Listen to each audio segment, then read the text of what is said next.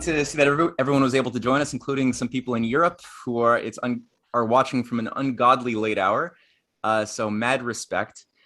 We are happy today to inaugurate the first of, I think, about 8 or 9 classes for a new symposium, which I know a lot of people have been waiting for, which we'd originally named The Earth's Next 1,000 Years, which was slightly a daunting title for some people. So we decided to tame it down a little bit and call it The Earth's Next 100 Years. But don't be surprised if now and again a presentation will arise that will tackle something even longer than that in terms of a look into the future. Today, the inaugural presentation will be delivered by Nicholas Jones, a good friend, a member of the Rising Tide Foundation, a president of the Artists Alliance for Africa, and a professional dancer who's worked all around the world. A lot of people might have seen his recent interview on an Ethiopian TV station, which we've hosted on the Rising Tide site as well. The title of today's class is Cheikh Anta Diop's Dream of a United Africa, the Economic Vision for an African Belt and Road. It, in some ways, though I understand will be a bit of a standalone, it's also a sequel. You don't have to have watched Nick's previous lecture, but it helps if you had, and if you would like to, it will be in the link within the description of this video below for those watching on YouTube. And otherwise, I don't think I'm going to say much more than that. I'll leave Nick all of the time he needs to unpack some edifying ideas for all of us. So Nick, it is all yours. Thank you, Matt. And thanks for everyone for being here today, and for all the latecomers in Europe. I know how you feel, having lived there before. It's kind of a tricky issue, the time difference, but I hope it's worth it. And this is going to be following on from volume 1, where we talked about, and we just touched on, like, the cultural basis for unity in on the African continent. And it's still very much a bit of an issue today, because due to the past 500 years policy of kind of the colonial era, a lot of history has been literally whitewashed or just destroyed. So for a lot of this cultural fabric to be reimagined or reformed, it's going to require a lot of research, a lot of universities, a lot of formation and organization coming from the political apparatus in Africa to get this education basically in some form and being taught across the continent, so that the youth kind of flourish with it and feel nurtured by it and be inspired by it to go on to greater action in the future.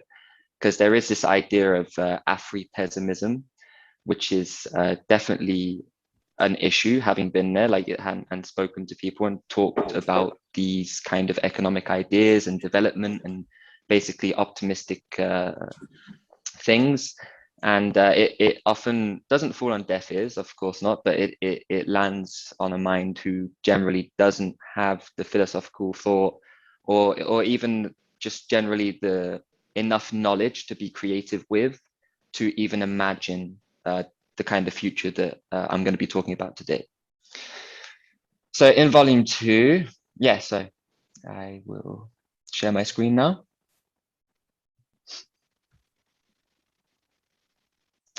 Okay, welcome everyone. Volume 2, Cheikh Anta Diop's Dream of a United Africa, the Economic Vision for an African Belt and Road Initiative. So Sheikh, he was Cheikh Anta Diop.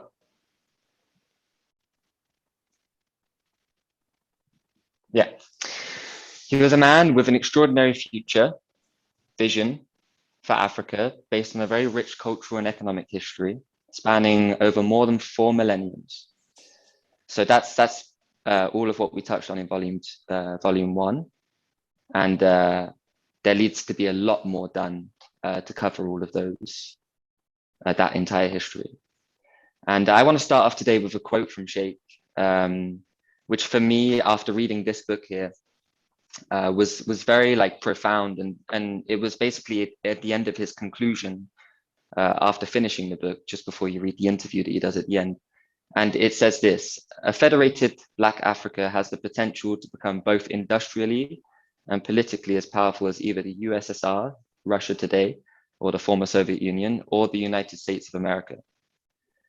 And that really, I mean, you know, after reading all of the form that he presented and all of the you know, possibilities with the raw resources on the African continent that we're going to go into now, after all of that, to be left with that quote at the end, it really did hit me hard, because it is the most tragic injustice what is taking place on that continent, and it's really got nothing to do with anybody's opinion or how they feel about it. It's really down to the fact that there is not the organization or the foundation put in place, either internationally or domestically, to lift the universal standard of living for the entire population, which by now is 1.4 billion people. So it's still growing. It's going to continue to grow, regardless of development or not. And every single year, the crisis is bigger. By 2050, the population of Africa will more than double. And with the rate of people, you know, falling into poverty, depending on what country you're talking about, it really is something that we need to get onto now. So to talk a bit more about Sheikh, he was a student of Egyptology. He's considered one of the most renowned Egyptologists in maybe all of human history.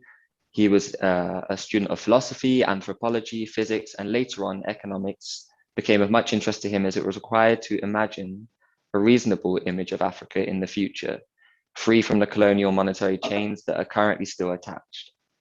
And he speaks about this in the book, and we'll talk about it a bit more later towards the end. His visions fall very much along the lines of the Belt and Road Initiative, and could in fact be used by the African Union to include in the unified plan to industrialize Africa with 21st century scientific methods. So we have on the left a picture of Cheikh Anta Diop. He's a stately man, and also on the bottom left, that is his university that he did actually manage to live to see, and was made in his name and in his honor, and still stands in Senegal today in Dakar. So this is, I basically couldn't do the whole book, so we skipped the part which is chapter 1, where he talks about energy resources, and I'm kind of gonna mash it into the second chapter, where he talks about the different regions that he studied economically in the west of Africa. So literally, if you split Africa down the middle, he's basically talking about everything on the west side. So right here we have the Zaire River Basin Plan. Now, he called it the Zaire River Basin Plan because at the time the country was called Zaire. So I'm using his words, but today Zaire is 2 countries. It is the Democratic Republic of Congo and the Republic of Congo. So yeah. So we're just gonna go through each region, and I'm gonna very simply spell out the form of basically what are the raw resources there, and what are the energy resources that they have to develop these raw resources. So he starts with the Zaire River Basin Plan because the Congo River is the most powerful river in the world. It carries more water per, like the volume of water moving per second is the largest of any river in the world. There are parts of the Congo River that are over 2 kilometers deep. There are over 2,000 islands in the Congo River. Okay, so the width of this river in certain parts, you can't see the other side. It's kilometers across, so it looks like a sea, this river, at some parts, some places on the bends especially. And here we have 3 pictures I'm going to explain. So on the left side we have a satellite image from NASA of the Congo River Basin, and you can see the size of it. I mean, it's really like the main artery through the human body. It's in, and all these veins coming off of it, which is feeding all of this life. Completely unorganized, chaotic life out in the jungle, just God at will, like, you know, creating at will. And you just see enormous amounts of resources and potential just in the transportation of this river, how it is literally moving and shifting enormous amounts of water from place to place, and how this has distributed those resources over you know, millions of years. So this basin right here, it's pretty much completely undeveloped. Like you can't get through it. There's no passage through it. You either go over the top of it, or and actually there is no way on this middle image here. If I point on the top left corner of Congo and to the bottom right corner, there is no way of getting between those two places other than by plane. Okay, so this entire country, one of the biggest countries, second biggest country in Africa, most resourceful country possibly in the world per square kilometer, has literally no development at all. I mean, the irony could not be stretched far enough. And if we look at the reasons, I mean, it becomes pretty obvious why. Because this nation, if it does realize its potential, Africa will be freed from poverty, finally. So, energy resources. We have 650 billion kilowatt hours of annual reserves on the Congo River, almost 2/3 of the entire world production. Now that was back when he was speaking about these things. He wrote this book in the late 70s, I think. And what was it? Anyway, when he wrote this book, the technical standards and things were obviously different. So some of these numbers I have updated, but I've tried to stick to the book because, of course, that's what I'm presenting today. So if you see some things a little bit old or a little bit recent, you're going to know that there's a little bit of difference. I've just some things updated and some things I've taken from the book. So according to the book, we're talking almost 2/3 of the entire world production. But today it would be a little bit less because there's more hydropower in the world. This is required for powering the various branches of industry that could be developed in the region, and we're going to go into those. The neighboring countries of the region also hold enormous coke coal deposits. So Zimbabwe and South Africa, and Zimbabwe is next to Congo, and South Africa is below it. And between these three countries, with the actual energy resources that they have, you can power pretty much the entire world. The Grandinga Dam alone, which is a dam that is projected to be built on the Congo River sometime. It's been a plan. It's been spoken about at least as a possible future plan now for about anywhere between 30 and 40 years, seriously.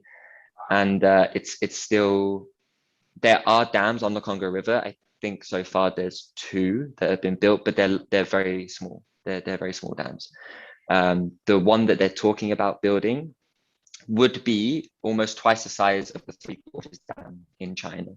So would have the capacity of about 45 gigawatts.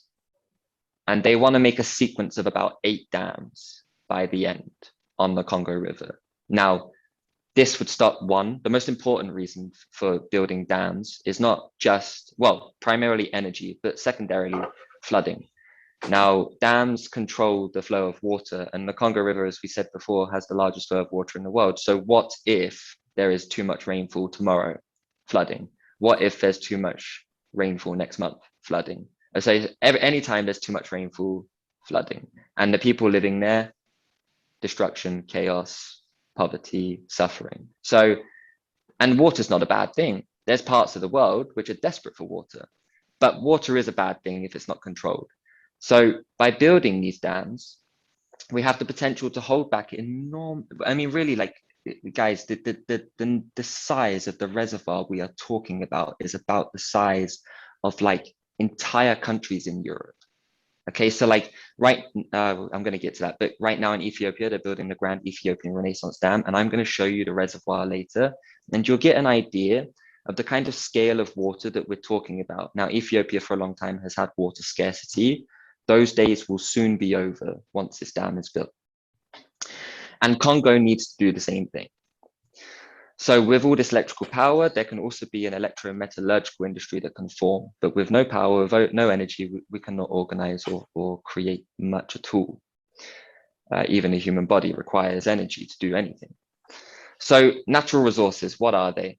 In Angola, we have iron, because this is the Zaire River Basin region. These are all the countries that are touched by the Congo River, okay? I'm just gonna admit some people. So you've got iron in Angola. You have cobalt in Democratic Republic of Congo, which is 65% of the world's total. And you've got chromium also in Democratic Republic of Congo, 30% of the world's total. Nigeria has a virtual monopoly on tantalum, 85% of the world's production coming from Nigeria. Cadmium, vanadium, manganese, tin, copper belt, which is in Zambia. It's actually called that. It's called the copper belt. There's enormous amounts of copper reserves underneath the ground there. Zinc, lead, silver, diamonds, gold, uranium. And I've just put underneath there that because it's a point of matter for Sheikh Anta Diop, that the Shinkrolobwe mines have already been wiped out, right? So these mines were mined by the Belgians back in the colonial times. And where is it? He was saying, I think they're in Congo too. But basically, they've been completely stripped. So all of the uranium that was there went to France to power French nuclear power stations. And as we all well know, probably around 85% of France's electricity power comes from nuclear energy. Good for France. That's why when I lived in France, my electricity bill every month was 19 euros, stuck at that set rate. So there's nowhere else in Europe where you'll get an energy bill like that. Congo could very much have the same thing, and Namibia and Mali and all other countries that have uranium on their continent could have the same thing. But instead, the colonists decided, no, that's not interesting to us. We would rather take it and just develop ourselves. I mean, I understand why they did it, right? Like we can all understand the need for development. I just don't really understand why they didn't see the enormous potential in also bringing their industries and their knowledge to these countries like Mali, Namibia, and sharing with them how to use this uranium. And maybe with partnerships, you know, between these countries, the economic surplus that would have come out of it would have benefited France much, much more, especially if you're talking technology transfer, skills, training, all of this. There's much economy to be built, many, many industries to be built. But it seems to be more than about money.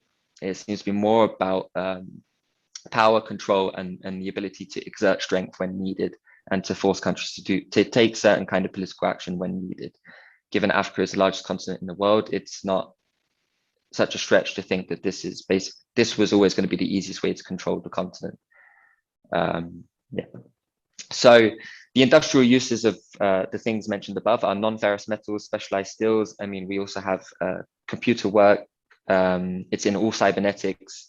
It's in your smartphone, it's in our computer, it's in our TVs. I mean, pretty much every part of the technological industry requires most of those minerals or substances there. And also, if we go to like the very maximum of potential development from these resources, we could see the large scale center for aerospace construction right there. The actual resources below the ground actually, I would say, necessitate it. They're there ready to be used to fly rockets into space. And there's no reason why Africa shouldn't be doing this like by today, and could have. So that's the Zaire River Basin. Now I want to move on to the next one. Forgive me. It's, yeah. So the Benin region, the Gulf of Benin region. The Gulf of Benin is home to huge amounts of natural resources, hydraulic reserves of 250 billion kilowatt hours, 200 in maritime Sangha, so that is a river, and 50 in Nigeria. Oil reserves in Gabon, 2 billion barrels estimated since 2016. So that was very recently. Actually, Sheikh Anta Diop in his book, he says it's believed that there are oil reserves in Gabon, but we don't know yet. Okay, so he already had an idea. So in 2016, an exploration was sent out, And they found 2 billion barrels, or an estimated amount of 2 billion barrels below the surface in Gabon. Gabon is a tiny Switzerland-like nation on the west side of Africa. Nigeria has a monopoly on tantalum, as we said before. It also has tin, non-coking coal, and immense reserves of lignite, 200 million metric tons. Cameroon produces uranium, tin, and gold. Aluminium industry already there being run off the Edea Dam. Electro-smelting, electrochemical, and chemical industry, which uses the low-grade coal for the production of synthetics. So they're even talking about using, you can use low-grade coal for these kind of industries. You don't need to use high grade for factories. And so all of these resources can be used. I mean, even when we're talking about things that are like, you know, maybe some people here would consider them 20th century methods. Remember that when developing economy, Lyndon LaRouche used to talk about this idea of literally making a quantum leap to like starting from the top and working down. So you start with your ideal and you work towards form. And like something about that, I've been, you know, since I learned it, been thinking a lot about it. And it seems that with these countries that there's the top-down approach is basically is corrupted, right? And so not all, but like generally in Africa, you do have this issue with the resources. It's not that they're not making money out of the resources. That would be a distortion. They are. It's just where that money goes or has historically gone has often been in the pockets and coffers of people who don't have their nation's interests at heart. But recently, especially since such institutions like the African Union and the different regional economic integrations that are happening politically as well. So like COMESA or the East African Commission or like, so the EAC, like you have in each, the SADC, which is South African Commission as well. So in each corner of Africa, you have these regional economic integrations that are happening too. And through this political organization, we are now seeing less of that corruption. For example, in Nigeria for many years, it's a big problem with the oil. People were just literally going because it's literally coming out of the ground. And people were just going, taking it, selling it off to, you know, black market. And not just local people, like really criminal organizations were doing this. And it was hurting the country enormously because it's the same ransacking approach of colonialism.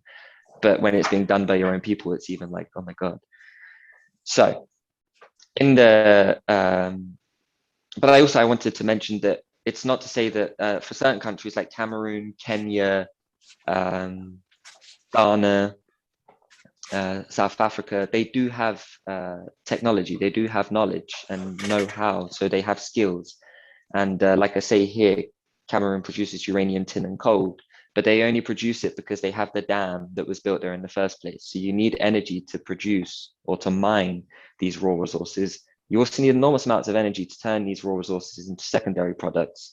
And that's why basically most African countries don't have the energy to develop these raw resources, right? So they're almost forced to send them away, right? It's the only way they really can make money from them until they would develop the energy industry to the standard that could develop these raw resources into secondary, third, fourth kind of degrees of product.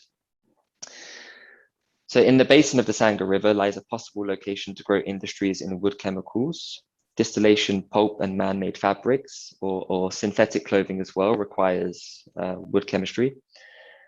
Oil palms, coconut trees, hevea, which is natural rubber,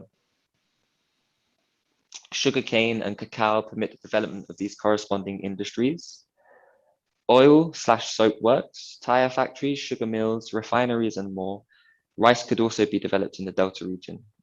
As you see in the left side picture, this is already, in recent times, a lot of Sheikh's ideas in this book have begun. There's a lot of reason for hope. It's just the scale by which they've begun on, by an economist standards, are still not enough. Or certainly by Lyndon LaRouche standards would definitely not be enough. So yeah. Next region. We have the Ghana and the Ivory Coast region. So together, these two countries produce an estimated 25 billion kilowatt hours annually between three rivers, the Upper Volta, which is also going through Burkina Faso. It's what Burkina Faso used to be called as a country before the great man Thomas Sankara renamed it Burkina Faso, which means land of the upright people. And then you have Bandama and Como rivers as well. So between these three rivers, that's the estimated production for energy. I just want to say something about that too. Like Sheikh, he does talk about nuclear energy. He's fully on board with it. But again, given at the time that he wrote this book, nuclear was an expensive option for Africa. And so he focuses very much on hydraulic energy, because he says basically until that has been extorted to its full and necessary potential, necessary being important too, because you don't want to just build dams willy-nilly. There needs to be environmental studies, there needs to be feasibility studies, and you need to check the economic viability of them. It's important that they're close to things as well. Otherwise, you're going to have to build enormous transmission lines. At least that was expensive then, but now to build these transmission lines, due to the massive groundbreaking discoveries that China has made, transmission cables and such things, infrastructure generally across the board has taken on a whole new standard since China opened up its Belt and Road Initiative and the development of its own country. So actually, for example, in Tanzania right now, China is going to be helping build their most powerful transmission cable. And it's going to be intercontinental, so it's going to cross border, and it's going to be brilliant. And they're going to be able to share electricity when one or the other runs out. So smaller countries like Burundi, Malawi will be able to buy cheap electricity from Tanzania rather than importing it all the way from, I don't know, God knows where. You also have, sorry to continue, aluminothermal industries for Ghana, runoff hydro, begun in 1970 actually. And already in their fourth year, 1974, producing 157,000 metric tons of aluminium. So this was thanks to the Akosombo Dam that was funded and built by the USA under the great late John F. Kennedy. And still today, the Akosombo Dam has a plaque of John F. Kennedy in his remembrance. For the great gift that he gave Ghana and for the great work that he did with Kwame Nkrumah.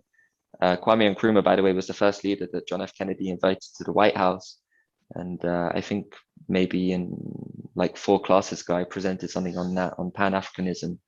And yeah, it's also a particular part of history that people should look at again, because there was an enormous opportunity, window of opportunity there that, you know, they didn't just, well, it's another matter, but the whole thing behind JFK, there's multiple reasons for why he is no longer with us, and one of them is that he was basically a Pan-Africanist.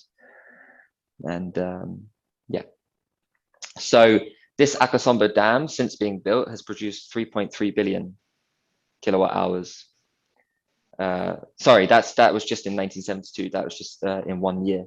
So has produced enormous amounts of energy since it was built, and it's thanks to the intervention of the United States that at a time when it was much more patriotic and willing to help out other patriotic and Republican nations. Ghana has a monopoly on manganese in Africa. They use it in electroplating, systematic exploration, also could reveal iron ore and non-ferrous metals in both nations. The forests of both countries have more than enough produce to serve a wood industry efficiently, of which right now there's almost none. Half of the world's cacao production between them, so 50% of the world's cacao is coming from these two countries. Actually, the current president of Ghana, Adis Ado Akufo, I think I got that right. He is being very bombastic in his speeches lately, and he's spoken a lot about cacao. And there was something recently where he said, like, isn't it ridiculous that, you know, half of the world's cacao is made here, but then half of the world's chocolate is made in Switzerland? And he was stood right next to like the French and Swiss president when he said it, I think, and he kind of looked at them like, don't you think it's about time that we started making chocolate in Ghana? Maybe, I mean, sometime, like, we do have milk. So maybe we should be using these resources. And of course, they twitched and shuffled awkwardly and, you know, buttoned up their suits and felt very proper about themselves as they did. But yeah, he wasn't having any of it, that's for sure. And we're seeing this a lot more from African leaders now, also in their things like debt obligations. Abiy Ahmed in Ethiopia, he's also being quite bombastic in the way that he's going about this discussion, and seems to be having quite a lot of fun with them. And they seem to be holding more cards and closer to their chest now about how they play the political dynamics with their relations outside. So that's that. Also, Ghana, not to mention, is the land of gold. We spoke about this in volume 1 a little bit, where I even said they had so much gold that slaves were dressed in it. So it's just to give an idea of how plentiful the resources are there, almost to the point that they become invaluable. Yeah. And just on to describe the pictures, on the top right, we have a fine young man farming cacao bean. Looks very similar to coffee. And on the bottom right, that is the Akosombo Dam. That's the spillway. And on the other side, there is the plaque for John F. Kennedy. I think it's somewhere on when you walk across the top, or maybe it's on the wall on the other side, actually, in the reservoir. But you can see a picture on Google of it. And then on the bottom here, I just wanted to show like the raw resources, because I'm sure people know, but it's always interesting to look at them in raw form, because you're like, oh God, what would we do with that? I mean, nothing. Like, there's not much you can do with it in raw form. It's completely and utterly useless. And so without knowledge, without the good grace of God, like, you would not, you know, you'd not know. You'd find it on the ground, you'd be like, oh, that's pretty, I'll put it in my pocket and, you know, keep it, let alone you wouldn't ever know that it's a superconductor or possible for wireless communications, or right. So and all the time, Africans don't know what they can do with these things. It's very easy for Europeans and basically anybody else to pull the wool over their eyes, so to speak, and say, oh, don't worry, it's no good for you, let us take it, we'll do something good with it and we'll send it back, because you don't know what you're doing. And we can't really teach you how. I mean, we could, but who's got time for that? So like, just, you know, I mean, I've really tried to find like decent reasons from the European Union and North America and such countries that you consider developed, and like really try to look for decent political reasons as to why they are not investing in this extremely productive continent. These so-called economists that seem to be so raring to make money, but not really raring to make anything else. It's all a grand illusion, and based not in economy, that's for sure. They're certainly not economists. Monetarists maybe, but not economists. So when you look at these stones, it's only when you apply human knowledge, human discovery, human creation to them, and we extract the potential value from them, and require a need of them to do something for us, that we increase the value, we increase the potential density of them, and we increase the production of them, so that more and more people can have access to them. By increasing the production of things, you bring the price down. Generally speaking, it's called economies of scale, and you generally, over a period of time, bring the price down, making it more accessible for all of mankind, and by the jobs that it's producing as well through that production, giving those people more money while they're spending less. We move on to our third region, I think. This is Guinea, Sierra Leone, and Liberia. One of the finest regions in the world for a metallurgical industry, or metallurgical industries.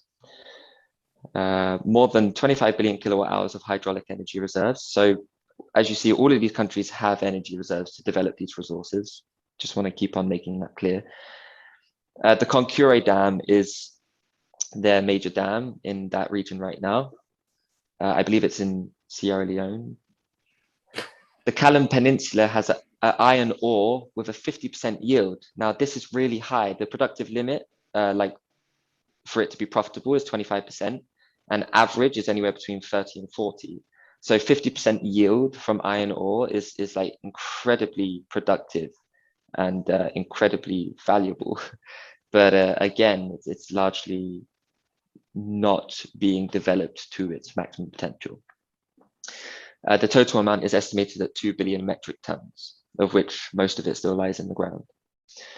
The Luz Islands, top image there, so they kind of look like something out of Jurassic Park, in Guinea, have an estimated 10 million metric tons.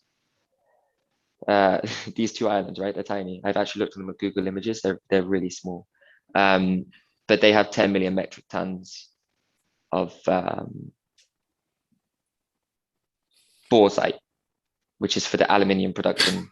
And most of the bauxite in the, like right now, there's a bit of a battle for this region. We're going to talk about, is it? Yeah, it's Equatorial Guinea, which just had the coup d'etat, right? Does anyone know that? Did anyone read about that in the news? Yeah, it was Guinea. Matt, anyone unmute themselves? It wasn't. I thought it was Ghana, wasn't it? Or was it Guinea? The coup d'etat that just happened in Equatorial Guinea? Oh yeah, Guinea. Yes, that was in Guinea. Nothing? Okay. So there was a coup just recently in I think Equatorial Guinea or Guinea, one or the other, and the founding reason is down to raw resources. We're basically in a cold war with China, and the West is finding any which way it can to basically limit China's growth and limit China's ability to help others grow. And so this is a kind of political exercise or, game in how they can siphon off natural resources for themselves, and by launching this coup d'etat in this country, which most of the world actually came out and rejected and said that, there needs to be a democratic process, blah, blah, blah, but it didn't happen. The coup got allowed to stand, and it's basically just down to the fact that America right now is in a battle to contain control over these resources, and there is a raw resources battle going on between the two countries. So yeah, it's amazing because Guinea is a tiny country. It produces 10 million, has the possibility to produce 10 million metric tons of bauxite, and that's really just an estimate. It could be far, far more. And bauxite is used for aluminium production, and which is really something. Aluminium is really super important in terms of all the other industrial applications for it. So hence why the specific focus on aluminium production right now in this country, and how the West wanted to siphon that off for itself, because there is a bit of a raw resources scramble going on. And to these ores, we can add the iron of Liberia, which are in the Bonny Hills. There's Google Images as well. You can see the old mines that used to be there. They dried up because of lack of investment, but they could be easily restarted again. The diamonds and uranium in the center. The whole region is good for raising Hevea, which is natural rubber. With the use of either imported coal or nuclear, a powerful metallurgical industry can be developed. Aluminotherapy in the factories too, and altogether the potential for aerospace and automotive industries unfolds. Cars, trucks, planes, and farm machinery could be made locally on the African continent if they can just transfer these raw resources into and partner it with knowledge and smash it all together and create industries out of it. So the next region is the tropical equatorial zone. It is the region of Senegal, Mali, Niger, and Chad. In the bottom right corner, you can see the map of, well, in the light region here, we have basically this is the river coming in Senegal here. This is the Niger or the Senegal River. But it's Senegal, Mauritania, and Mali here. And this delta region here is basically drying out, and it's down to water distribution. And if we go a bit further to the east there, you also have Chad. So to talk about these nations, Senegal has the potential for nuclear development due to the coastline, while Mali, Chad, and Niger have been considered the last frontier for newly discovered oil reserves since 1970.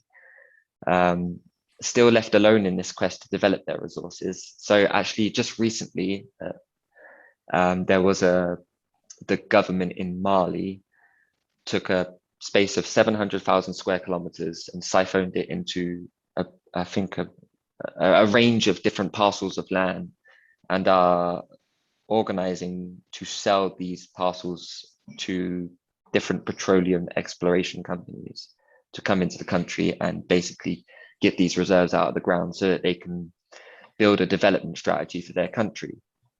Because Mali is an extremely poor country, as is Chad and Niger. This region's on large is probably the poorest region in the world, especially if you go across the DRC. Combined, this region is pretty much, if we talk about the poverty of Africa as well, it's pretty much predominantly, centered in these regions.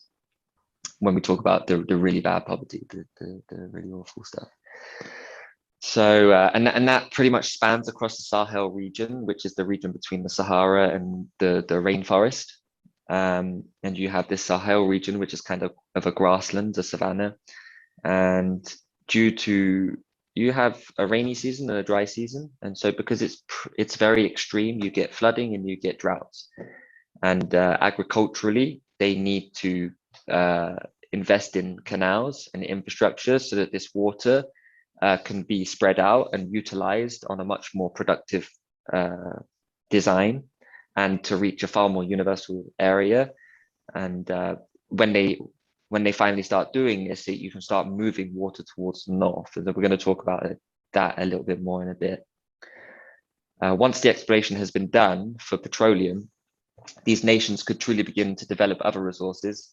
So Mali is, I think, the country in the world which has the 4th largest amount of uranium. Again, France has done a very good job of using this uranium, but Mali so far has not been helped by France to use its own uranium so far. But without the independent energy generation yet, as I just said, these initiatives will fail to come into reality, and it is going to require some kind of international help. A petrochemical industry is a start for the economy.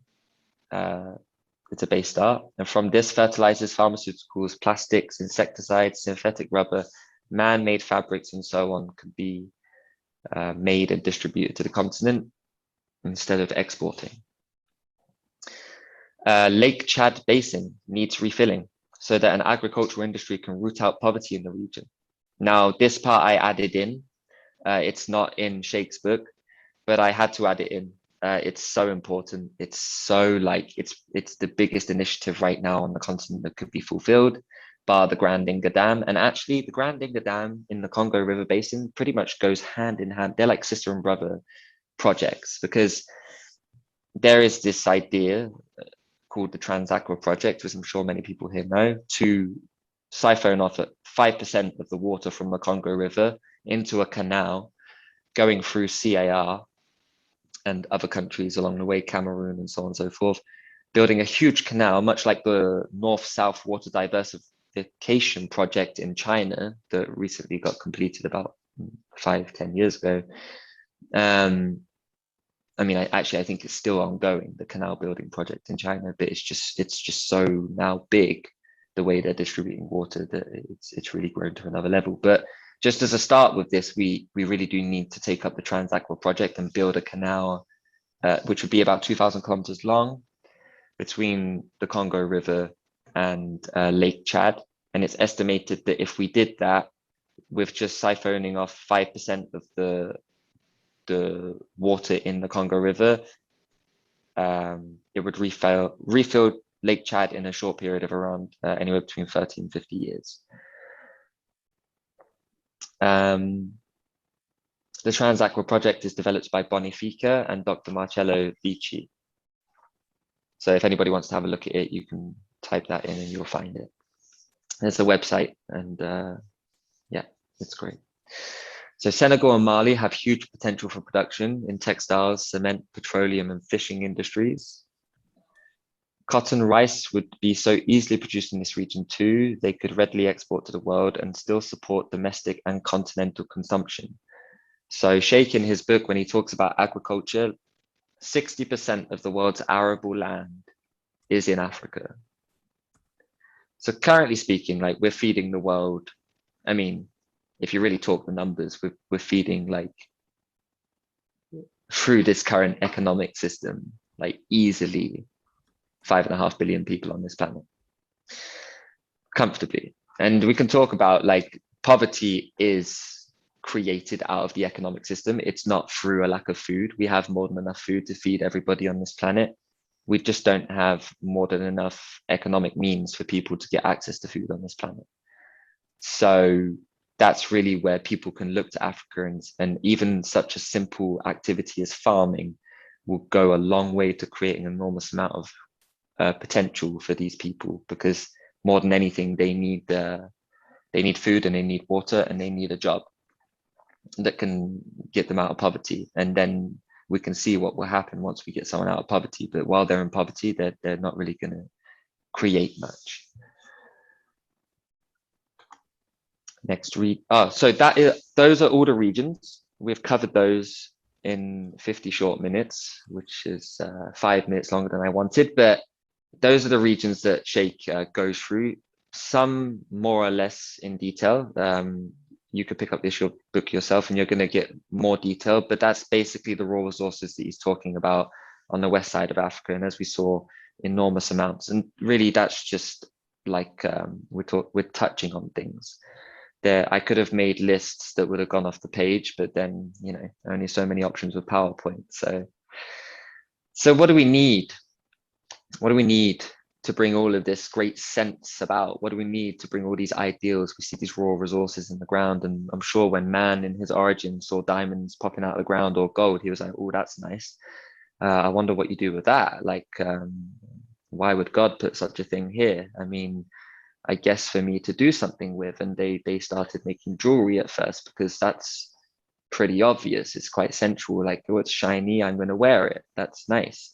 But there's other applications that we found as we started to play with these minerals and started to conduct a certain kind of force on them in the laboratory, and maybe break them apart and see how they go back together in a different organization. And that's basically chemistry. That is chemistry. It's not basically, it is chemistry. And chemistry is the foundation, you could say, of economy, because when a nation is discovering new chemical applications, they can patent these applications, they can patent these discoveries, and they can use this knowledge to not only develop their own people, but to export that technology, that knowledge. And there's also economy and productivity to be made from that too. Technology transfer is a foundation of economic development. So, pillars of economic development: regional and integrated infrastructure development plans. Okay, we need regional integration. There's no point building a train to nowhere. Okay, like when the British were in Kenya, or wherever, like, you know, Rhodesia, or whatever we like to call those countries back then. If you look at a map of British railway lines that were built on the continent, they build them all the way to the border. But when they build them to the border, in each country that is, you know, two different countries that are bordering one another, they build the trains like that. You got two countries, they build the train like that. So there's a reason for that, right? They're not crazy, I promise you. Like, the British are something, but they're not crazy. They did it for a reason. And the reason was basically so that these African countries could never use these trains for themselves to build trade relations and to basically trade the resources between themselves, because God forbid that they would develop them and develop ideas out of these resources for their own potential success in the future, right? So Britain made sure that, you know, to literally physically stop that from happening, just build the train lines to the border, yes, but just to different places. And then even when we leave and we're done with taking what we need, they won't be able to use this stuff, right? So what happened to the British railways? Well, they fell into disrepair, because not only did they build these lines to different points on the border, but they didn't train anybody in Kenya or Tanzania or Zimbabwe or anywhere to maintain the infrastructure. So over the years, the train line just started to fall into disrepair. No one knew how to fix it in the country. They didn't have the money to employ people from outside because, of course, they were going to charge them an arm and a leg. So then they were like, okay, just leave it. We use it until, you know, enough people, like enough trains have fallen off that it becomes unfeasible. And then we'll just let it, you know, fade into the darkness. That's exactly what it did. And it became known as the Lunatic Express because so many people died on it. So that's the British strategy. But if you have regional and integrated infrastructure development plans, you won't have such things, such crazy realities come about where train lines don't link up on a border. And so when we look to China, and the African Union right now is looking to China, you see a region, like not only a huge country, but a huge country with huge regions. And these regions, they integrate, they build a national policy that is from a top-down political system, and they enact that policy very effectively to a degree that we have never seen in human history before. And so some of the things that come from that are technology and skills transfer. And when China goes and builds things in Africa, this is what happens. They don't just build things and then ciao, see you later. They build, and then while they're building, they are training Kenyans, South Africans, Zimbabweans, from any walk of life as well. They are taking people from some of the most impoverished backgrounds and bringing them into institutions that give them a 3-month grant to train them in simple railway management, okay, just simple engineering or simple technician, fixing a toilet on a train, these things, okay, so they get people into these jobs and then they train them, and they do like these 3 to 9 month training courses. Some of the people were sent away to China on a scholarship or a grant. Over 18,000 Africans studying in China as we speak. Most of them all on grants and scholarships, and they are training them to go back to their countries and use this knowledge to develop their raw resources, of which there is still, even after 500 years of colonialism, plenty. We also need fair credit agreements, because money, though I didn't want to mention the word for this whole presentation, I'm going to have to, because economics and money are not the same thing. Monetary policy and economic policy are not the same thing. Money is a utility, and if you use it well, economy will be great. So fair credit agreements to increase chances of repayment and economic viability. We don't want to be giving credit for no reason. It's not just to give credit for the sake of development. Give credit where it's needed, do feasibility studies, check the environmental feasibility too, make sure that these things are reasonable economically and are going to bring about the good that they claim to, because there are such things as vanity projects too, and we have to watch for those, especially given the kind of leaders that you have in some countries. The vanity projects are often. So a unified political strategy. 1, these are the pillars. 2, a skilled labor force, because without skills, you can't use resources.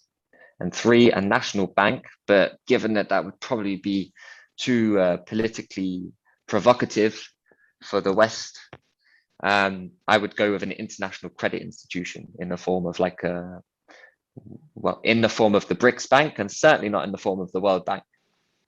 So some bank which has, like I said, a fair credit policy and is going to give you a fair interest rate and so on and so forth, not something like the IMF. And just to touch on that, Ethiopia right now is renegotiating its debt with the IMF and having varied success with doing so. But like I say, they have a few more cards in their hand now, and they can play these cards, and it is working. They won't get an ideal result, but they will get a result, and they will get a contraction of their debt, and they will get a renegotiation, and it will help their country.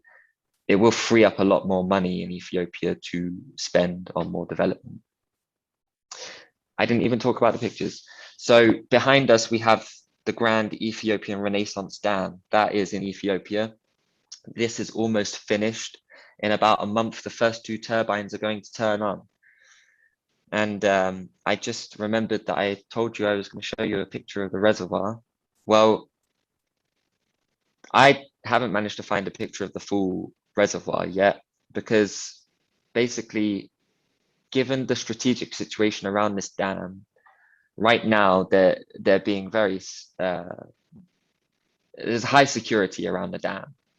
There are all sorts of worries that, you know, even at one point Donald Trump was hypothesizing that someone should just bomb the dam, like a ridiculous statement at the time, like absolutely like lost my favor with him for a day. But you see such statements come out of like people who you consider maybe even reasonably minded, but sometimes they do these things, and it does create enormous amounts of tension.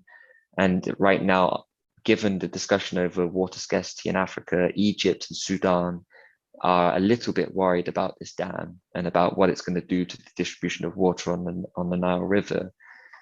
Now their worries are legitimate, of course, but completely over-exacerbated by, and I'm absolutely certain that the West politically is involved very much here, and they are basically probably freaking Egypt out about the situation and making it sound worse than what it really is. Actually, this dam has the potential to revolutionize water distribution for this region of the world. So Egypt, Sudan, and Ethiopia. The Nile floods as well, by the way. And the Nile has situations with swamping as well, which swamps are normally not healthy scenarios for biodiversity. So there's no reason for a conflict over this dam. It should go ahead. And Ethiopia's been very strong in the way that they've gone about with their filling program, even though Egypt and Sudan have protested vigorously to stop the filling of the dam. It's going ahead. And I think Ethiopia's calling their bluff, and it's like, basically, you haven't, you know, what you're going to blow up a dam. I mean, you know why we're doing this, right? We have 70 million people here, like virtually, like all but in poverty. So unless anybody has any better ideas, we're going to go ahead and do it. And here you see it in action. I mean, this dam is really huge. It's the biggest dam on the continent, and has required around 45,000 Ethiopian workers to build it. So the jobs are enormous from this. The economic surplus from this is enormous. The technology, the transfer of technology from China to Ethiopia and building this dam in the first place is enormous. It's not just this dam. This dam is the first of many. There's the idea of rebuilding the Aswan Dam in Egypt. There's an idea of building the Gibe 3 and Gibe 4 dams in Ethiopia on the Gibe River, which is in a different part of Ethiopia. I think coming from the same source as the Nile, actually. But once they've transferred the technology and they've shown, basically taught the skills to the workers there, they won't need China to come and help. They won't need Bonifica to come and help. They won't need Siemens or Tyson Group or any major companies in Europe, America, or China to come help, because they'll have the knowledge and the skills to do it themselves. And you'll see those very companies that started in Europe all those years ago, like Siemens in 1872 in Germany, I think, started out as just a small, company dealing with machinery and such things, and has grown into a worldwide conglomerate in a short 100 years. And I think people are like, well, a short 100 years, like, well, it is a short 100 years. I mean, it's a short life. And when we talk generationally, like Matt was saying, some people thought 1,000 years was too long. I mean, I don't, but I guess it depends on your perspective. But when we're talking about development, like these initiatives are enormous, like it doesn't take a couple of days to put this together. To first, you need the political organization, and that takes very many months to work out the discrepancies that come up. And so you do need a high amount of human activity and organization to bring about such a thing as GERD. We're going to touch on some other stuff now, because there's a lot of exciting projects like this. But I just want to talk about, actually, I'm just taking a moment to look at the chat. China is very involved in this. What will they get out of this? Good timing. I'm going to talk about that now. Bauxite is for aluminium. True. Is it possible that recognizing and valorizing Africa's natural resources would crumble the whole narrative of limits to growth? Absolutely. Thank you, Paola. Absolutely, it would. China is very involved in this. What will they get out of this? Good question. Can you talk about the conflicts over water and the Nile regarding GERD? I just did a bit, but we'll rehash it out at the end in the Q&A. So China, what does China stand to gain from this? Good question. Very good question. Because often people, especially in the West, given our history, I think people are very like, oh, when anybody looks like they're doing the same, especially on first impressions, we just jump to these huge axioms, these assumptions in our head. Oh, we did it, they're going to do it too. So colonialism, this tragic history of ours that we keep on trying to run away from but can't. And China doesn't have such a history, luckily for China. So China doesn't have to run away from the devils in their closet.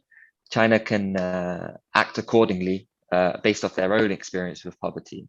So that's the kind of philosophical principle I want to set first.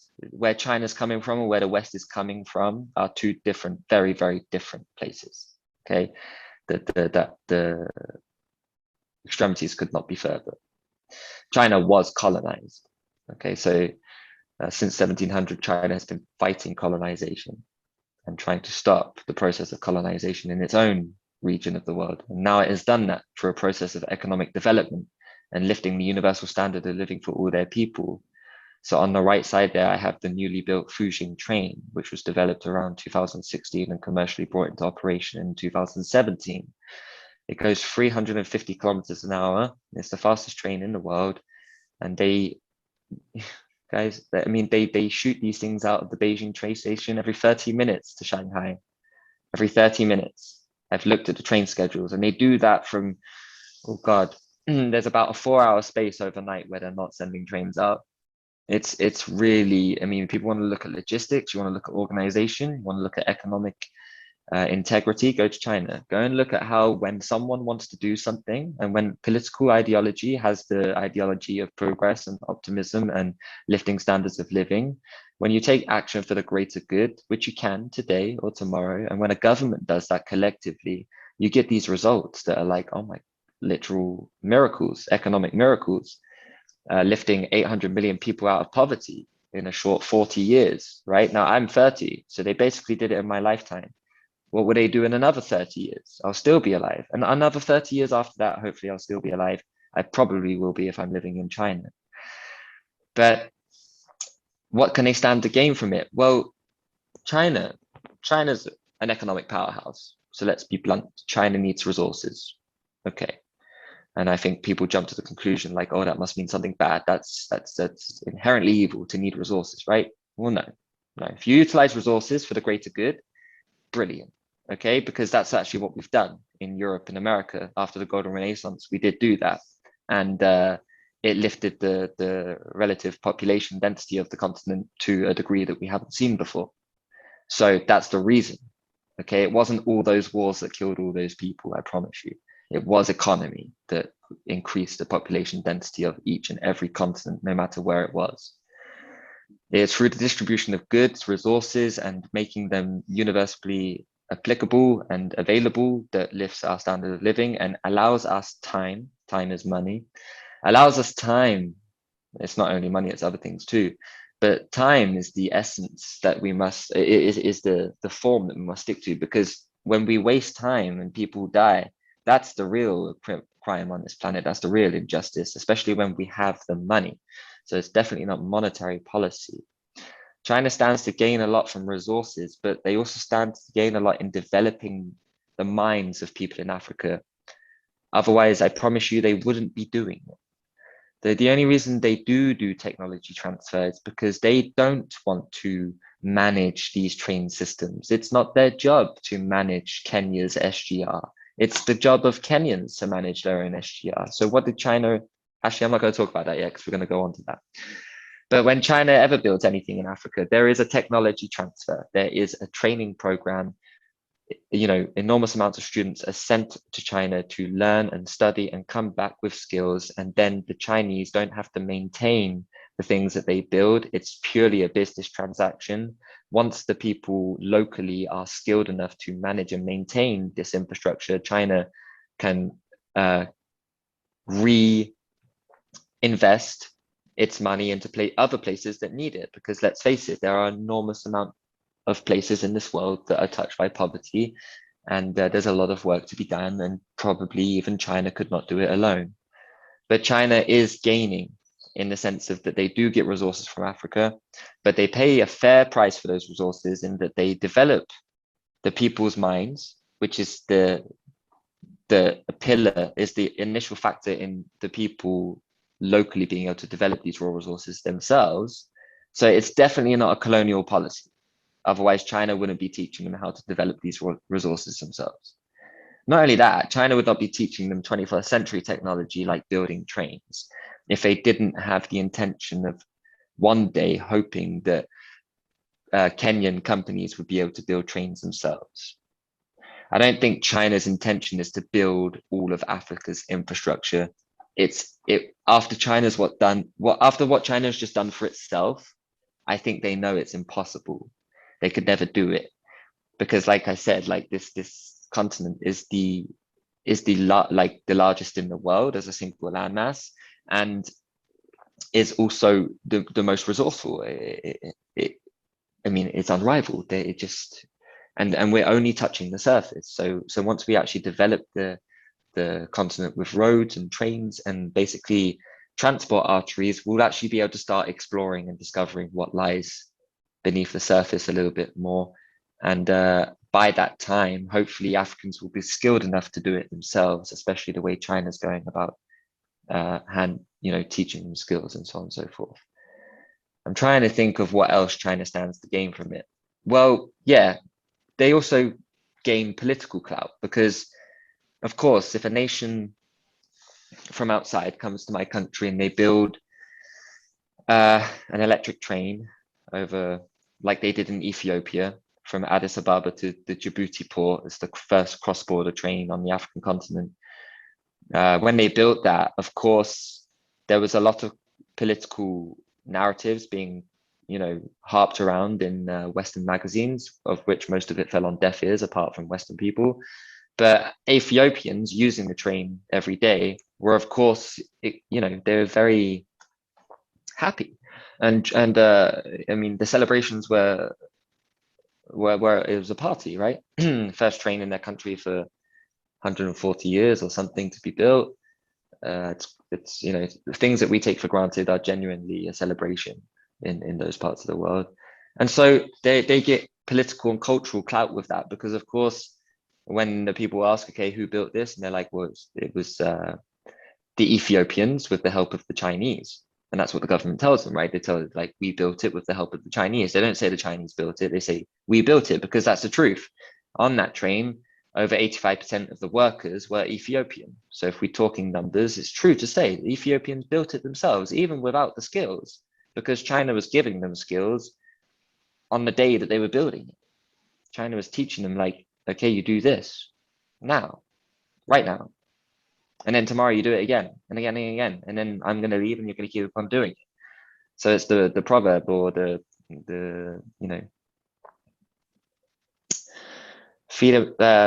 give a man a fish, you feed him a day. Teach a man a fish, you feed him for life. So that's the simplest way of putting it. And that's exactly what they're doing. And it will allow them to invest in other things later on. But it's certainly not a colonial policy, because as we just spelled out, it's knowledge-based. An economy is knowledge-based, and China would not be handing over knowledge if it didn't want to develop. So development and colonialism are two opposite ends of the stick. Now to talk about some of those specific. Oh yeah, I want to talk about the African Union. So the African Union was founded in 2002 by Muammar al-Gaddafi, who is no longer with us, sadly. And he was a brilliant political leader who had all sorts of great intentions. Wasn't a perfect man, none of us are, but certainly had great intentions. And this was one of his historical achievements. So he will go down as an immortal figure for this, no doubt. And was founded in 2002 by him, and was intended to politically organize nations towards a unified vision of Africa. Because one of the biggest problems that he spoke about was that basically whenever we try and do something in this country, or any one of us comes out to talk about doing something in this country, basically we just get assassinated, or like something happens to us, and then that vision dies with us. But if we have political unity, we're going to be able, like, these ideas will become political. They won't become independent. They won't just be an individual like me stood up here harping on about nice dreams and stuff, but we'll have a political entity which will push these ideas as a collective, so they can't focus on one person. That was the major political reason for it, because in unity we have strength, and when a continent acts for its greater good, I don't think even with the poverty there and the lack of economic power, like, still the West would not be able to say anything if the African Union comes out with the intention to create a continental bank, for example, which there is a sort of, but just the general form of it and the mechanisms not as active as it could be yet. So this was to harmonize the different nations' development strategies, political actions, trade relations, and cultural exchanges, etc., etc. And here on the right, we have the 6 regions of the African Union. So in the north, the Maghreb region, which is the Arab states, the Arab African states. So white Africans, just to say. Berber, we touched on it in the volume 2, that in the north of Africa, they were white Africans, and they are the Berber people from the Sahara. And in anthropology, it is at least Sheikh deems that Caucasian people are coming from this region. But if anybody would like to debate him on that, they're more than welcome to. And then you have the other regions: West, East, Central, and South. Central is the most important one to develop because it's the heart of Africa. So that is, you see there, this is Chad, so Lake Chad, and then CAR, and then Cameroon. And then we have the smaller, like Switzerland-like countries here: Gabon, Equatorial Guinea, and Guinea. And then you've got Republic of Congo and DRC, Democratic Republic of Congo. And I think we always, when I look at the map of England, Africa, sorry, it just reminds me when I see this huge heart in the middle of the need to industrialize the center and to work out. But you kind of look at it like a web, but really, when a spider builds his web, he builds it all at one time. So like the whole continent should be focusing on the Grand Dinga Dam to get a huge energy resource. Like I said, 45 gigawatts. If they can build the Grand Dinga Dam, literally, I'm not lying here, you can power the entire continent. Just got to build the transmissions lines. They're already doing that. So Ethiopia and Kenya and Tanzania, now all 3 of them are connected electrically. They can import or export to each other electricity on any given day when anyone has a shortage.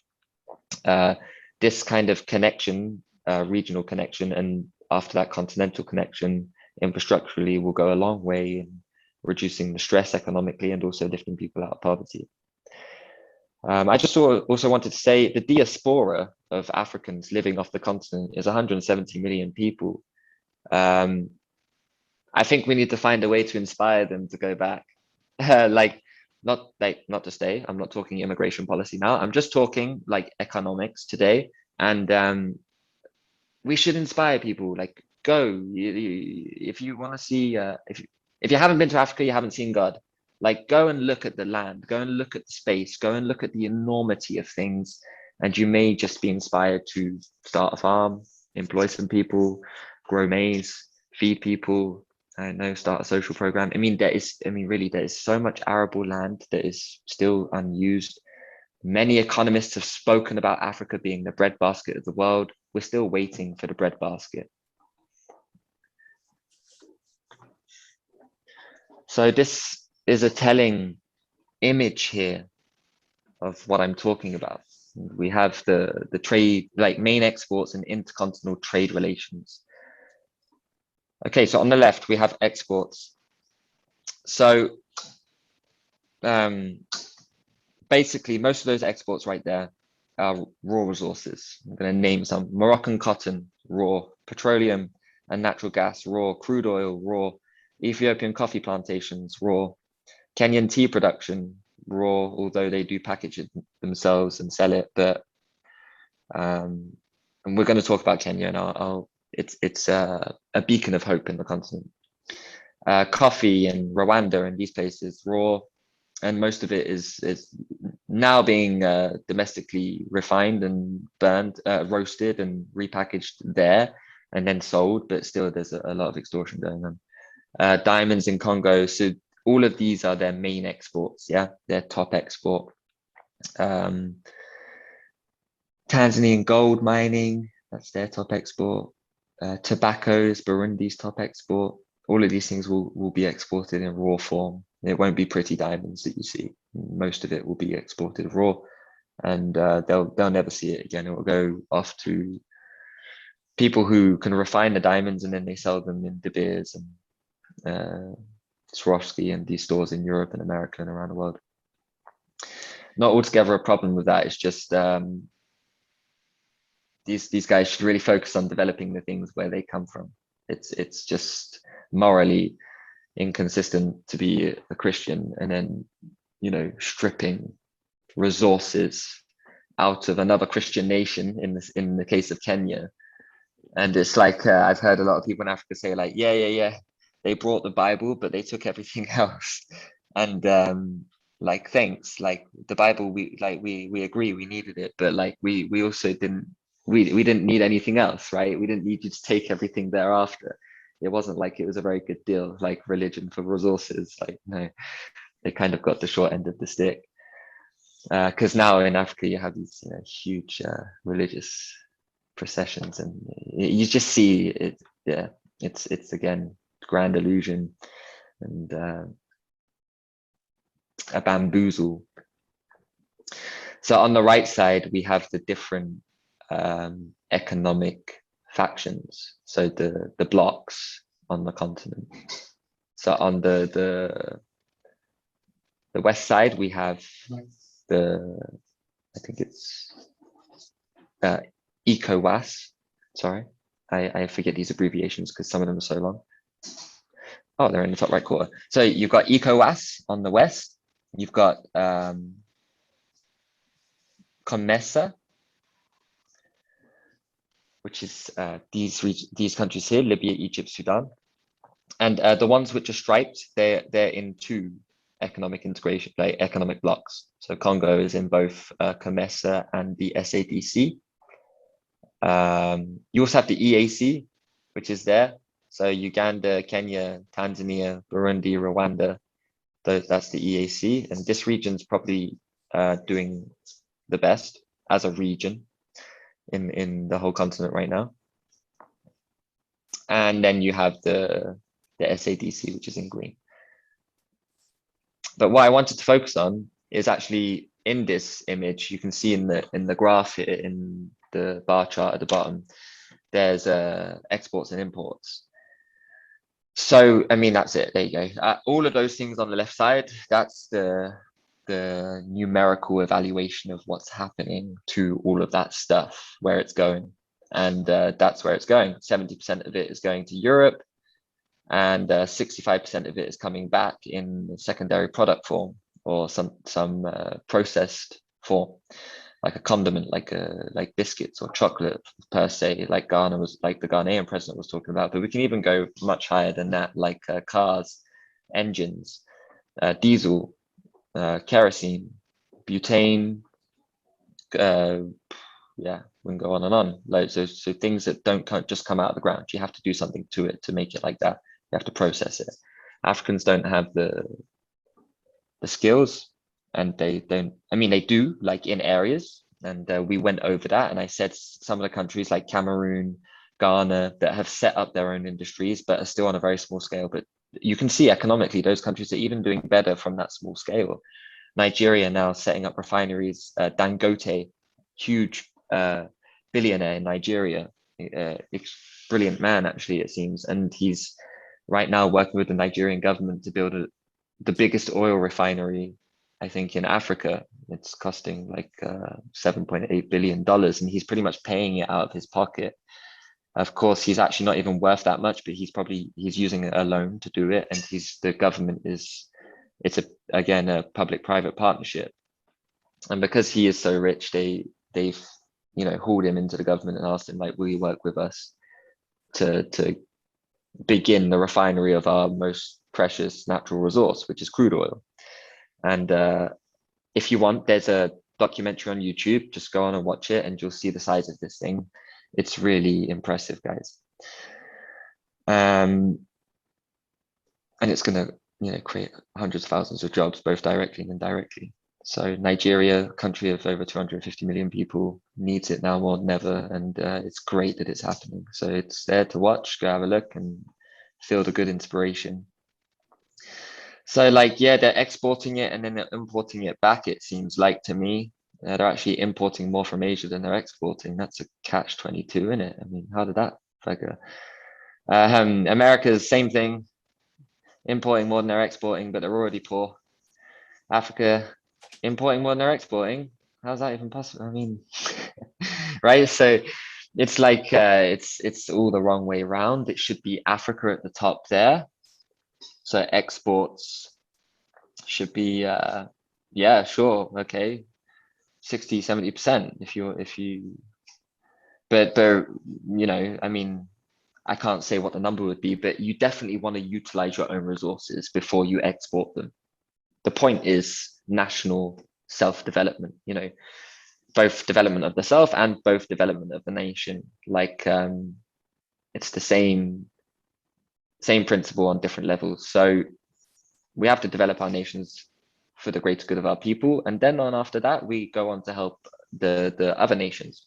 But first you start with the independent, you start with the nation, you start with the national, and you develop it to its greatest good. And of course you won't hit the ideal, but once it's good enough, you, like China, you start a Belt and Road Initiative, and you project your model for the rest of the world to copy and paste and see if they can have a crack at it, which is exactly what the African Union is doing. So a lot of these regions in the African Union are drawing up their economic integration plans and strategies right now. We're going to talk about a couple, one in particular, and that's going to be the end of our class after that.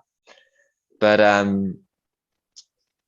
they are copying, like, I read recently the African Union, like a paper from the African Union recently written, I think 2018, detailing the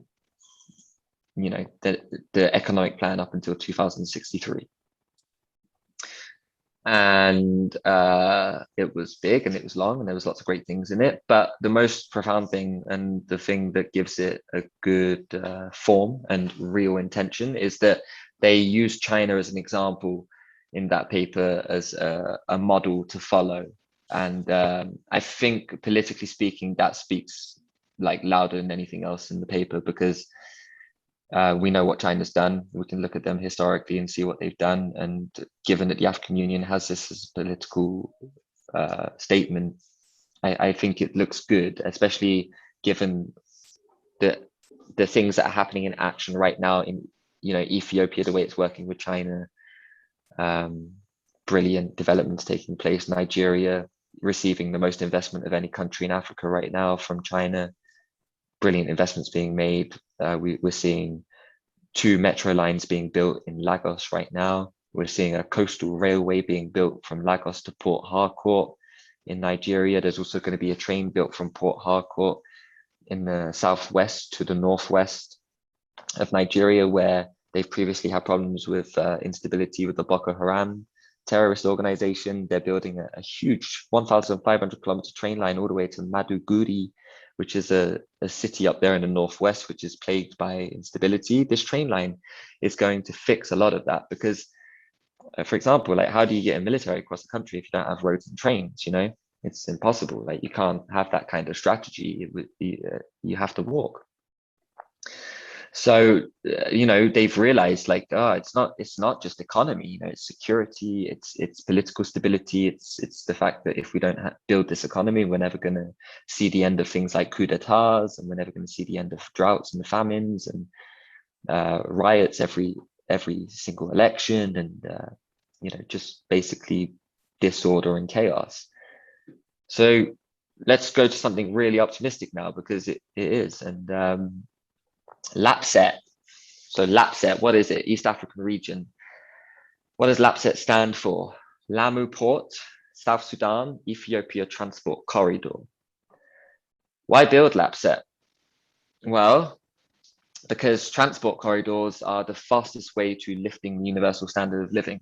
Instead of just building a city that, you just plonk it somewhere in the middle of a country and expect everybody to urbanize. But how? Walking across the desert? No, not possible. So we need a transport corridor. We need not just one city, we need multiple cities. Maybe those cities are already there, so let's develop them through this corridor. That corridor is going to transfer wealth, literal wealth, not money, but also money as a utility, but literal wealth from region to region, from Kenya to Ethiopia. GERD, for example, this Grand Ethiopian Renaissance Dam. Ethiopia and Kenya just some months ago actually finished and completed the electricity transmission lines between their countries, 400 kilovolt transmission line. And that once in literally about 4 weeks time, when GERD finally switches on its first 2 turbines, Kenya may well just be receiving electricity in its next blackout from Addis Ababa. And they might just call up the government and be like, we need an energy deal. You guys now have 6 gigawatts of annual energy. Can we get a portion of that?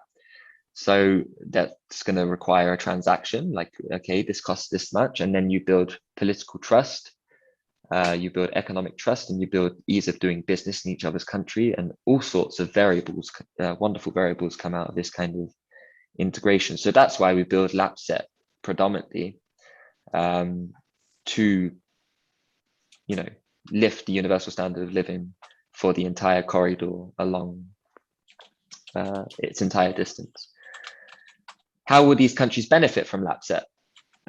Well, modern infrastructure as a start, ease of transport as another important factor. What else? Well, ease of doing business, which is essential for any entrepreneurs in Kenya or Ethiopia that want to invest in each other's country or in their own. They need to travel fast. They need to get to meetings. They need to organize themselves independently, and they can't do that without modern infrastructure. They will get, and even the transport infrastructure between the cities will lift the standard of living for the cities. I'm going to show you an airport in a second with a town behind it, and you're going to see the kind of disparity between the two, because the airport is like brand new, and the town has been there since the dawn of time, or some been there a long time, and basically it's completely undeveloped. And then you have this brand new shining airport next to it, and you can only imagine what's going to happen to the town now, right, over the next 10 years through the increase of tourism and the increase of ease of being able to get to that town. It's not just tourists from the West or from China or wherever, but literal tourists in Kenya, because remember, it has a middle class, it has a wealthy class. There's more than enough money in the country. It's not about that. It's more about access. It's more about infrastructure. It's more about development. And so where does LAPSET start and finish? Well, it starts in Lamu Port, which is a brand new port being built in a paradise. So, and they're building it very nicely with 21st century standards. So don't worry too much about the environmental damage. They did do feasibility studies, and they are taking care to protect the surrounding region, the environment. And from what I've seen so far, the ocean is not troubled too much by them building a port. But it will finish in Juba, the capital city of South Sudan. So why? We come back to why. Regional market integration, increase the ease of doing business, transport links, people movement, boost cultural exchange and ties, lift the standard of living across large areas through industrialization, and also allowing people to industrialize. Without infrastructure, it's impossible. I can't self-develop myself if I can't get from A to B. I need to go to the library. I need to go to my business. I need to go to my friends. I need to go to my people and organize them. I can't do it without roads, without trains, without these things. And where is it? Lamu Port, like I said, it's basically a single route that splits off into two. So it's when it gets to Garissa, which is a city in Kenya, it's going to split off to northwards to Addis Ababa, one section, and the other section is going to continue on to South Sudan to Juba. There will be both a train line and an expressway. They're building both of them, and it's in the same program, so they're going to be doing this at the same time, all but. The cities along the corridor include Lamu, Isiolo, Garissa, Lodwar, Marsabit, Addis Ababa, and Juba. How and who benefits from this? So Kenya, Ethiopia, and South Sudan stand to benefit the most, but also regional partners. Uganda, Rwanda, Sudan, Tanzania, Burundi, and the Democratic Republic of Congo will also receive a lot of good from this.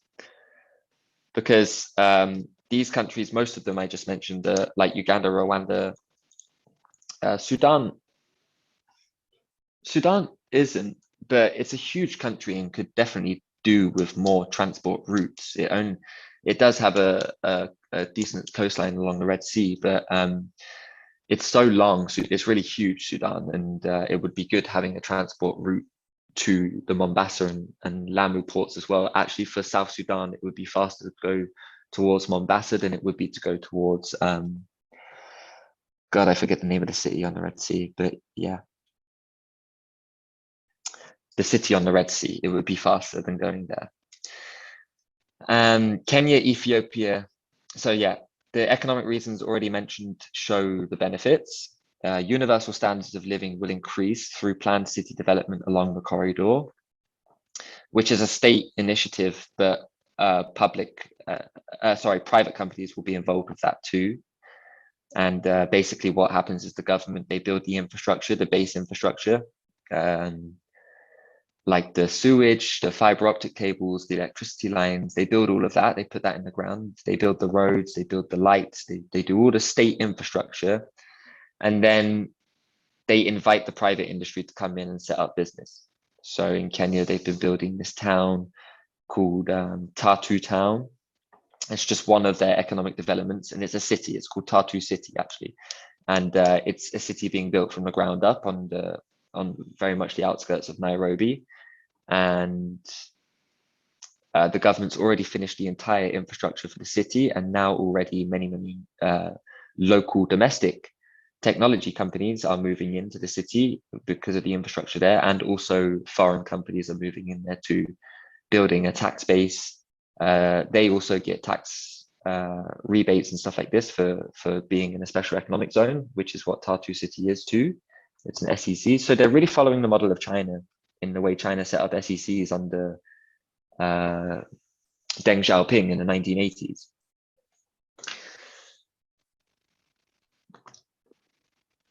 So here is a map of Lapset, the transport corridor that I'm talking about. So basically, right now, when we talk of Kenya, as you can pretty much see, in terms of development, the south is where development is. And really, I encourage all people to go to Kenya. It's one of the most beautiful countries I've ever been to in my life. And you will be wonderfully surprised at the standard of infrastructure that they actually have. It's very high. A lot of people have this distorted image of Africa as like being a continent of total devastation. It's not. It's really not. Go to Nairobi, go have a look. It's not expensive, and it's a really beautiful city. It's a really great time. It has one of the best climates in the world. The people are wonderful. Their culture is colorful and warm. And you can take trains. They have trains. They have a metro in the city that they just restarted after renovating it. They have a bus rapid service along some lines. They have a perfectly decent taxi service all over the city, and Uber as well. And you can get pretty much around the country by yourself, renting a car without any security issues, and you'll be perfectly welcomed wherever you go. And I've never, ever had an issue in Kenya, not with corruption, not with violence, not with anything, touch wood. And I've been there 4 times. So this is the transport corridor. And as you can see, it touches every corner of the country, from the coast to the northwest, going into South Sudan, and the north as well, which is given its long border with Somalia, they do have a bit of a security issue over here in Wajir. So this will go a long way in reducing the security and strategic issues that they have in securing the border of their country. This will speed up the way that people can transport around the country significantly. So these three lines represent the flag of Kenya.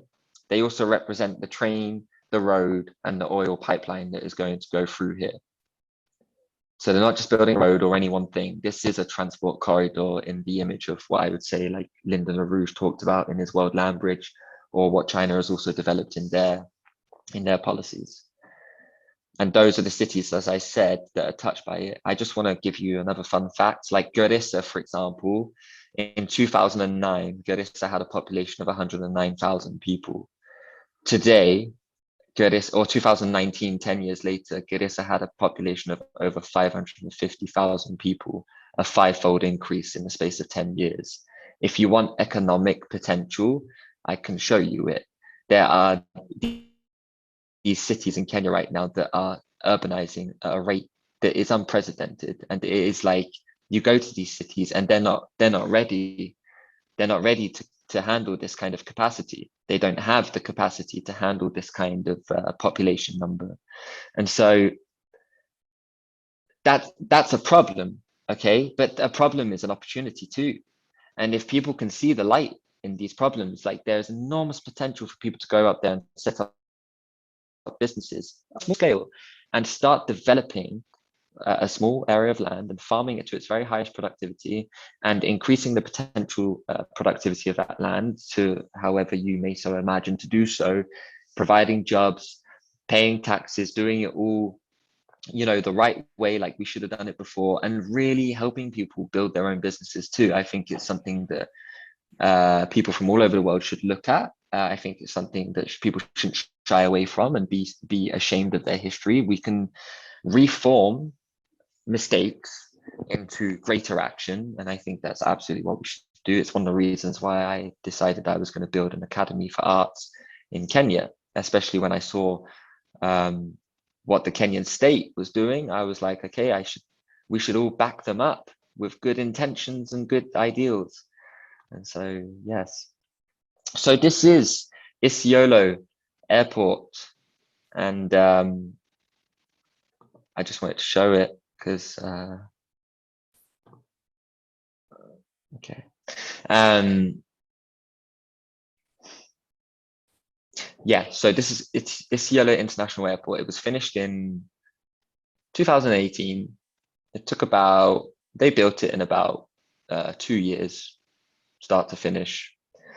And there she is. Now, in the bottom left picture here, you'll see that that's behind her. That is Isiolo. You can actually barely see her. It's mostly green. And you can see the highlands of Kenya here. So just to the left, actually, that's the highlands, and you would have seen Mount Kenya as well. You flew into Isiolo. Mount Kenya is around 5,000 meters tall. It's a standalone mountain. It's absolutely glorious. So this is the airport. They finished it. It's brilliant. It's standing. It's ready to use. It's welcoming international clients and encouraging different airlines to set up business there and start running routes.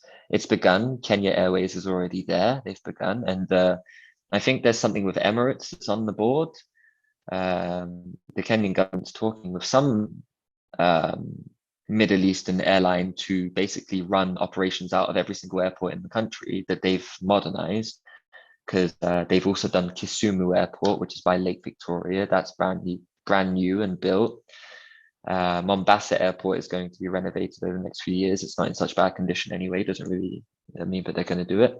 And Nairobi Airport is in great condition. I've passed through there a bunch of times. And so now Kenya basically has 4 modern 21st century standard international airports, which is a significant amount more than most African countries. And yeah, that airport is part of this LAPSET project. So these are the projects. This is to show you how it's like transport corridor. You don't just build one thing, you build a corridor of economic potential, a springboard for the people to leap off and shoot for the stars, and maybe they'll land on the moon. So you got Lamu Port, which I'm going to show you a picture of in a second. And the intention is to build 32 berths, which is basically space for 32 full-sized cargo ships. The big ones that you see. It's a deep sea port. They want to at Manda Bay in Lamu County, and it's going to serve the region as a port in the north of Kenya, because they've already got Mombasa Port, but that's in the south. And that serves Tanzania and the southern countries like Burundi and Malawi, but they want something in the north to serve Ethiopia and Sudan, and it will link with Mombasa Port, and it will, you know, the coastal line is going to become also yeah, like there's an enormous amount of potential there, and really there's nothing there right now. When you look along the Kenyan coastline, there's nothing. It's not a figure of speech. There's nothing. There's no road. There's nothing, and there will be. And in 20 years' time, there'll be hotels and all sorts of business starting up, and it will flourish because the government has plans to build like a 400-kilometer road right along the coast, so they can start. I mean, it's one of the most beautiful tourist locations in the world. So whenever they're ready, because I think we're all ready to go there, judging by the last 2 years we've just had. Highways, interregional highways from Lamu to Isiolo, Isiolo to Juba, South Sudan, Isiolo to Addis Ababa, Ethiopia, and Lamu to Garsen, Kenya. Now, this Isiolo sounds like it's going to become a bit of a center. This Isiolo city is basically going to be in the middle between the three capitals of those respective countries. So Nairobi, Nairobi, Juba, and Addis Ababa, in the middle of that transport corridor going three ways, the center of that transport corridor is going to be Isiolo. And I just showed you Isiolo, and you saw what it looked like and how small it was. I can honestly tell you in 20, 30 years' time, Isiolo will not look like that anymore. Isiolo will have a business district. Isiolo will have skyscrapers. Isiolo will have reservoirs that feed the entire city with clean water. Isiolo will have a lot more than that. We have pipelines being built, crude oil pipeline from Lamu to Isiolo, Isiolo to Juba. South Sudan has big oil reserves. They're going to be able to get it to the sea safely through a pipeline, not through transporting it by road on potholes where you might get oil spills and such things that cause enormous natural devastation. No, through a pipeline, safely, efficiently, quickly. Railway, interregional SGR, standard gauge railway lines, the international standard from Lamu to Isiolo, Isiolo to Juba, Isiolo to Addis Ababa, Isiolo. It's going to be the center, and Nairobi to Isiolo. So yes, everything's going to go through Isiolo, this tiny little town. I could, and what I said about Garissa as well, about the population growth, that it went from 100,000 to 500,000 in 10 years. In Isiolo, it did more. It was like a seven time fold. So it went from like, I think it's actually even below 100,000 to over 700,000 in 10 years, from 2009 to 2019. I guess the people living there know what's about to happen. Airports, 3 international airports are being built brand new. So one of them's done, Isiolo. Lamu has started, it's being done. And Lake Turkana, which is up towards South Sudan also. And also they're building 3 resort cities, one each at Lamu, Isiolo, and Lake Turkana. So that's the whole basic kind of outlay of the project.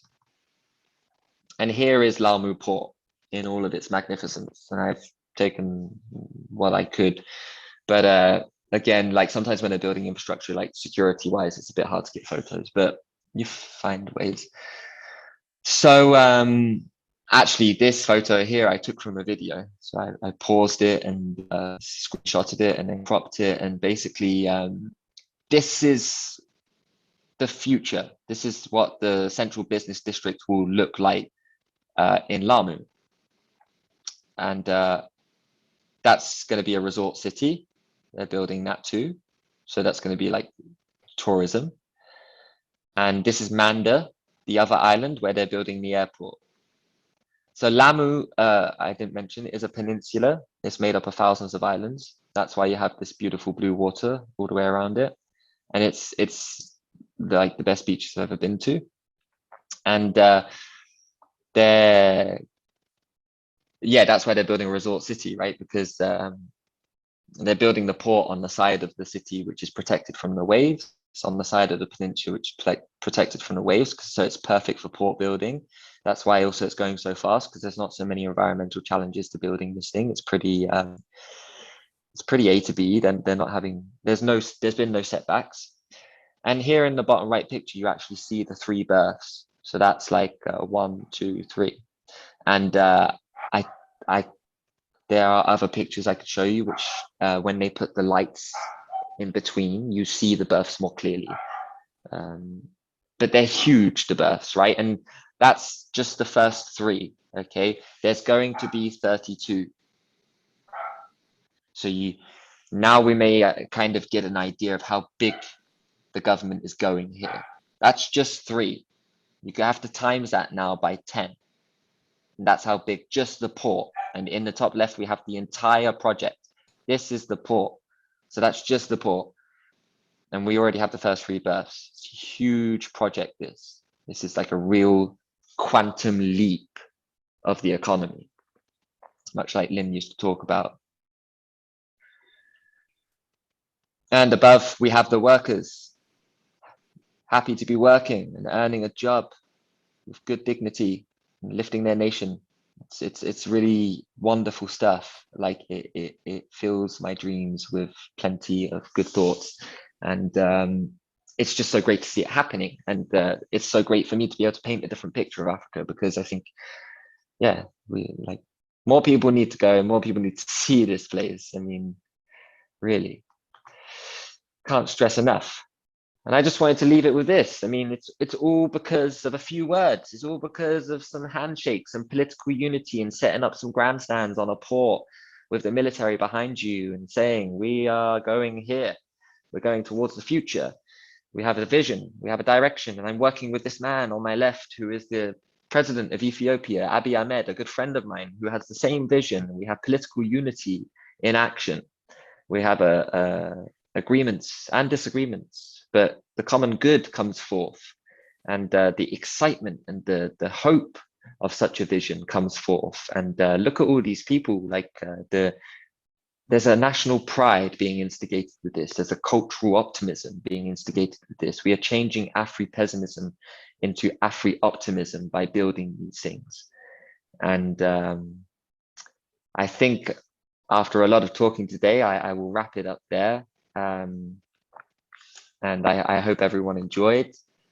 Thank you for watching. Please don't wait, and just visit Africa as soon as you can and see what I've seen and what many other people know. And we will see a future very bright. Great, thanks. Yeah. Cheers.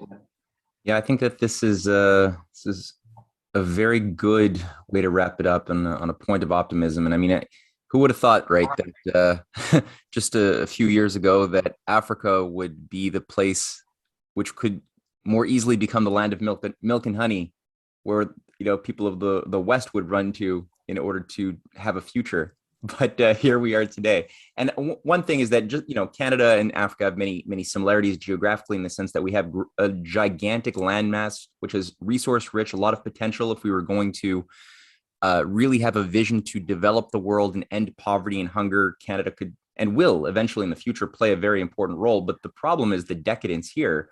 Being in a first world country, there's a lack of spirit and desire to change and to have that future, a lack of awareness of just how suffocated our spirits actually are from having been deprived of large scale visions for so long. Whereas in Africa, what I detect from talking to a lot of my friends from Africa and just looking at the region, there's such a great thirst and hunger for a future, for technological progress.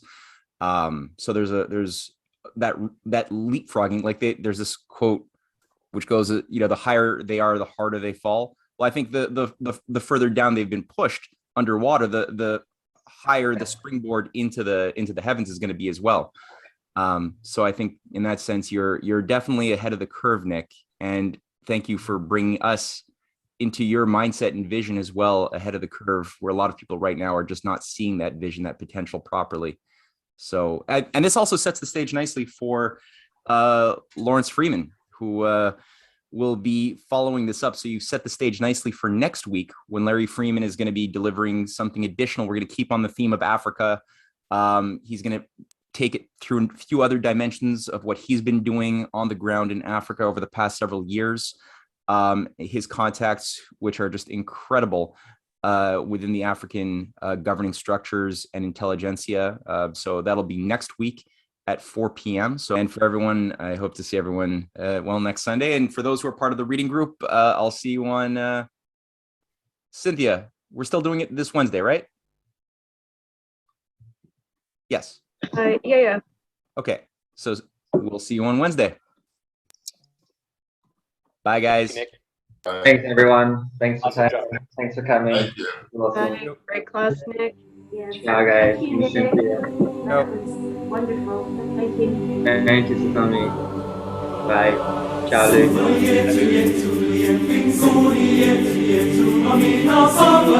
Luke.